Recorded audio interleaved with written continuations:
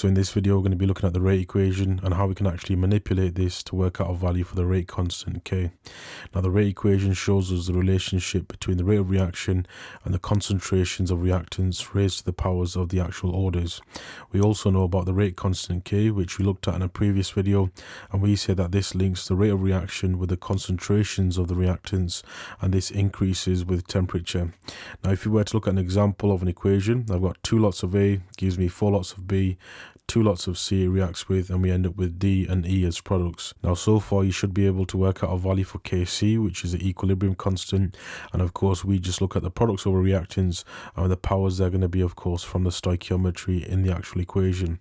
But in this case, where we look at the rate equation, we actually look at the orders which we find experimentally, and you're normally told this, or you have to work this out using initial rates tables, concentration time graphs, or rate concentration graphs. Now of course over here we're told the order. In this example, we're told A has an order of 0, B is going to be first order, and then C is going to be second order. In terms of writing out your rate equation, you say first of all that the rate of reaction, that's going to be equal to the rate constant K, which is of course going to be a K, not Kc, not Kp or anything like that. K is its own thing, and that's going to be times by the concentration of, first of all, our first reactant, which is A, raised to the power of the order, which is 0, and that's going to be times by the concentration of B, which is raised to the power of course 1, and then that's going to be times by the concentration of C raised to the power of 2 in this case. Now in terms of some simple maths, we know of course anything to the power of 0, doesn't matter what number it is, it's going to be equal to 1, so we can cancel that out. And anything to the power of 1, we don't actually need to show that power, so what our rate equation simplifies down to is rate is equal to, and it's going to be K times by the concentration of B times by the concentration of C, and then of course anything above 1, we need to show that power, it's going to be 2. Now this is my rate equation. Now I can actually rearrange to find of course K, and let's see if I've got some data like the initial rate of reaction, the concentrations of B and C for that experiment. I can actually work out a value for K as well. Now let's see if I were to rearrange this to find K, I would of course divide both sides by the concentration of B and the concentration of C squared. So in that case, K is going to be equal to, now we say of course the rate of reaction divided by the concentration of B times by the concentration of C squared itself, and there's my rearranged equation. Now of course I just chuck in my numbers here and I work out a value for K, but we need to think about how we can find the units. Now in terms of finding the units, we just go with the same equation again. So let's see if I've got K over here, and that's going to be equal to the units of the rate of reaction, which we know is going to be mole per decimeter cubed per second. We're looking at the changing concentration per unit time divided by the concentration of B, which is mole per decimeter cubed again, and then that's going to be times by mole per decimeter cubed, but this time in brackets it's going to be squared. So yeah, I end up with something that looks like this. What's on the top, what's on the bottom, that's the same. We can cancel, so mole per decimeter cubed with mole per decimeter cubed. I can also expand out these brackets, so I've got 2 times by minus 3. Invisible one is also here. I'm going to have 2 times by that 1 as well. Now if I were to simplify that down, I end up with s to the minus 1, and that's going to be divided by mole, and then it's going to be 2 dm, and then it's going to be minus 6 itself. Now to bring these bottom terms to the top, to get it onto one nice line, I'm just going to flip the symbols, so that mole 2 is going to become mole minus 2, and then that dm minus 6 is going to become dm plus 6, and then that s minus 1 is going to stay as it is just because it's already at the top. And there's the units for the rate constant K. Now the units of the rate constant is going to depend on what orders that you're going to be dealing with overall. If let's say you've got 0 order overall for an actual reaction, for all of your actual reactants, the concentrations of them, the orders, if they total 0, which is actually quite rare, you will end up with the units of K being equal to the units of the rate of reaction. So you end up with mole per decimeter cubed per second. If you were to deal with, let's say, first order overall, what you actually end up with is of course the units of the rate constant being equal to s to the minus 1. So of course we've got 0 order, first order. Let's say if we're looking at second order, we would end up with mole, and it's going to be minus 1 dm plus 3, and then you'll end up with s to the minus 1. Order 3 would be equal to mole, and then minus 2, and then dm, and then plus 6, and then s to the minus 1 itself. You'll notice that every time we actually increase the overall order by a factor of of 1, the units of the rate constant, that's going to change by mole per decimeter cubed every single time. Now just be aware that the examiner in the mark schemes might prefer to put the positive term, so dm plus 3 first before mole minus 1, and that's just because of course that's the actual way it should be written, but we don't really care because we don't really lose any marks for it. So yeah, there's our units for the rate constant for the overall order being 0, 1, 2 and 3. So yeah, moving on then, if we were to look at some examples, I want you to pause the video, have a go at the following 2 tasks, and then resume once you're ready to go over the answer. So yeah, in this first question, we're asked to write out the rate equation for the reaction involving reactants A, B and C, where the order is 1, 1 and then 0 respectively. And then we also need to give the overall order and then rearrange for the rate constant and work out a value for its units as well. So in this case, right, I know that my rate equation is going to be rate is equal to K times by the concentration of A and B, which is to the power of 1. So in that case, I'll leave it as it is. And then C we can ignore because that's going to be order 0. Anything to the power of 0 is going to be equal to 1. There's our rate equation done. We can rearrange this to get K is equal to, and then it's going to be rate divided by the concentration of A and the concentration of B, and then what I can end up with is of course the overall order. That's going to be equal to 2 in this case, because 1 odd 1, that's going to be equal to 2. So the overall order is going to be equal to, and then we say 2. What about the units of the rate constant? Well, we end up with K is equal to, and it's going to be mole per decimeter cubed per second at the top, because that's the units of rate, and then at the bottom I've got 2 lots of mole per decimeter cubed. I'm not going to write them both out, I'm just going to use some brackets instead. I cancel one lot out, I move the other lot to the top, and what you end up with is mole, and then of course I flip the symbol, it's going to be minus 1 dm plus 3, and then it's going to be s to the minus 1 itself. And there's my units and my order done. Look at the next one, same type of thing for D, E and F, but the order is going to be 1, 1, 2.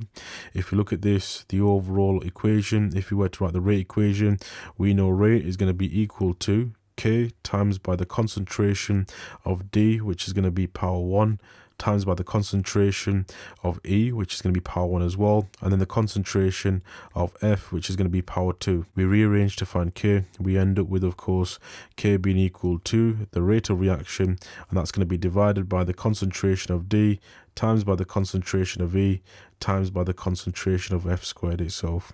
And so there's that done. Now what about the overall order? Well, the overall order in this case, we end up with a rare one.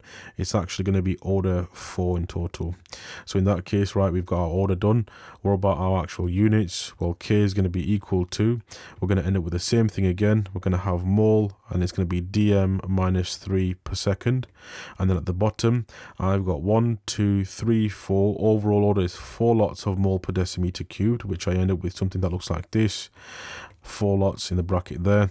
I cancel one off, I'm left with 3 if I've got rid of that top one over there. And so if I were to expand the brackets, 3 times minus 3 is going to be of course minus 9. So in that case it goes to the top, it becomes plus 9. 3 times mole 1, that's going to be of course mole 3. Bring it to the top, I end up with mole minus 3. So in total what I end up with is mole minus 3, and then it's going to be dm plus 9, and then I end up with s to the minus 1 itself. And there's my unit for the rate constant K. So moving on then, I've got another task for you to try, but I want you to use the information to actually calculate a value for K as well. Pause the video, have a go, resume once you're ready to go over the answer. So going over this one then, we're told the rate equation is rate is equal to K times by the concentration of H2 times by the concentration of NO squared. If we were to calculate a value for the rate constant to begin with, we know of course we need to rearrange this so that we end up with our K being the subject. So in that case I end up with K is equal to the rate of reaction, that's going to be divided by the concentration of H2, and that's going to be times by of course NO2. We end up with that squared, and then of course there's our first part done. Now if I were to sub in some numbers, I know K is going to be equal to the rate of reaction. We're looking at the initial rate, remember, so if you're looking at an initial rates table, you would take of course one line of experiment and you would take the concentrations from that line and then the initial rate as well. So in this case our initial rate is going to be 4.5 times by 10 to the power of minus 3, and that's going to be divided by the actual concentrations with their powers. So in this case we've got to begin with the concentration of H2, that's going to be 6 times 10 to the power of minus 3, and that's going to be times in, we're going to have 3 times 10 to the power of minus 3, and then remember it's going to be squared. So we put that in our calculator, and what we end up with is a value of 83,333.3333, but of course I'm just going to leave it as that. So there's our value calculated with our working out as well. What about our units? Because of course if we're asked to work out a value for k, we need to work out units automatically. In this case it actually tells us to do this as well. So in that case, if I were to actually work out a value for my units, think about it, the overall order is going to be 3. So what you've got is of course your rate of reaction, which is mole per decimeter cubed per second, divided by, and then you've got 3 lots of mole per decimeter cubed. You end up cancelling one of those off with this over here, so you're left with 2. You expand it, 2 times mole 1 is going to give you mole 2. 2 times dm minus 3 is going to give you dm minus 6. You bring it to the top, you invert the symbols, and what you end up with is mole minus 2 dm, and it's going to be plus 6, and then you end up with s minus 1 as well. You get another mark for your units. So moving on then, let's try a harder one where you have to determine the order using the initial rates method to begin with, where of course you've got an initial rates table. You need to be able to explain how you got the orders, and then you need to take one line. I would normally go with experiment 1 because that's at the top and it's easier and the numbers are normally nicer, and you need to calculate a value for k using all these values here for your concentration of ozone, NO2, and then the initial rate as well. Pause the video, have a go, resume once you're ready to go over the answers. So looking at this question then, we're told of course a student carries out 3 experiments to find how different concentrations of ozone and NO2 affect the initial rate of this reaction. Now the results of these 3 experiments is shown below, and we can see we've got experiment 1, 2 and 3. So I need to keep one of my concentrations the same while I find how the other changes and how it affects the rate, and then swap over. Now to start off with, I'm going to look at ozone in this case because I can see from experiments 1 and 2 the concentration triples. If I look at NO2, nothing happens, but then the initial rate is going to triple as well. So of course if I know that the concentration of ozone triples, the rate is going to triple as well. It must be order 1. Look at NO2, I can see between experiments 2 and 3 in this case, the concentration of ozone, that's going to remain the same. The concentration of NO2, that's going to double in this case, and the initial rate is also going to double over here. 9.6 times 10 to the power of minus 8 times by 2, we end up with 1.92 times 10 to the power of minus 7. Bit trickier this one because you've got some weird powers over here. So yeah, that's going to double as well. So in that case, if my concentration of NO2 doubles, my rate doubles, this is also going to be order 1. Now how would I word this in the exam, and how would I go about calculating a value for the rate constant k? Well, first of all, I'm going to take this experiment 1 over here. There's my value for concentrations and my rate as well. I'm going to give my explanation, which should look something like this. Between experiments 1 and 2, the concentration of ozone triples whilst NO2 is constant, and the initial rate is going to triple as well. So we've got first order with respect to ozone. Between experiments 2 and 3, ozone is constant whilst NO2 is going to double and the initial rate doubles as well. So we know it's going to be first order with respect to NO2. Now if we were to look at the overall order, it's just 1 add 1, that gives us second order overall. Now the next step is I need to write my rate equation. So I know my rate is going to be equal to k times by of course ozone, the concentration of ozone, times by NO2, nitrogen dioxide itself. There's that first point done there. I now need to rearrange to find k, which I know is going to be equal to the rate of reaction divided by the concentration of ozone, and then of course times by NO2 itself. And there's that part done so far. Now of course I've got my rearrangement, need to plug in some numbers. So I take my initial rate over here, which is going to be 3.2 times by 10 to the power of minus 8, and I'm going to divide by the concentration of ozone, which is 1 times 10 to the power of minus 3, and that's going to be times by 2.5 times 10 to the power of minus 3 as well. Now in terms of this, I'm using experiment 1, but you can use 2 or 3 or whatever it might be. But just remember, you have to use one line of results because of course they're going to be consistent with each other, and that will get you the right answer. So yeah, you put on your calculator, what you end up with is a value of 1.28 times 10 to the power of minus 2 itself. Now that's not actually good enough. I've got my working out there, I've got my value there. How would I actually find my units in this case?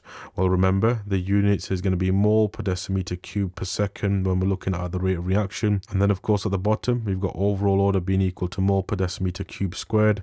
We cancel one lot with the one at the top. And then of course, we flip the symbols, we bring it to the top. We end up with mole minus 1, dm plus 3, and then s minus 1 itself. And there's that question done.